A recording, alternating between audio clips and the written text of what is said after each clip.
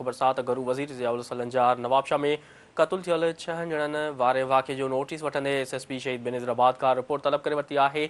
घरू वज़ीर ज़ियाउल सलंजार क़ातिलनि जी गिरफ़्तारी लाइ एसएसपी खे हर मुमकिन क़दम खणण जी हिदायत कई आहे।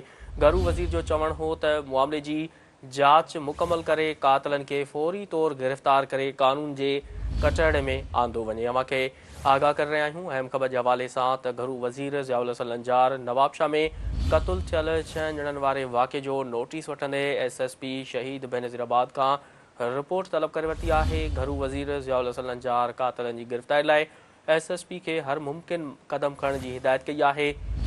घरू वज़ीर जो चवणु हो त मामले जी जांच मुकमल करे क़ातिलनि खे फ़ौरी तौर गिरफ़्तार करे कानून जे कटहरे में आंदो वञे।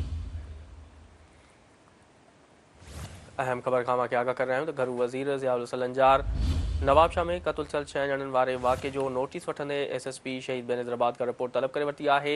घरू वज़ीर ज़ियाउल सलंजार क़ातिलनि जी गिरफ़्तारी लाइ एसएसपी खे हर मुमकिन क़दम खणण जी हिदायत कई आहे। घरू वज़ीर जो चवणु हो त मामले जी जांच मुकमल करे क़ातिलनि खे फ़ौरी तौर गिरफ़्तार करे कानून जे कटहरे में आंदो वञे।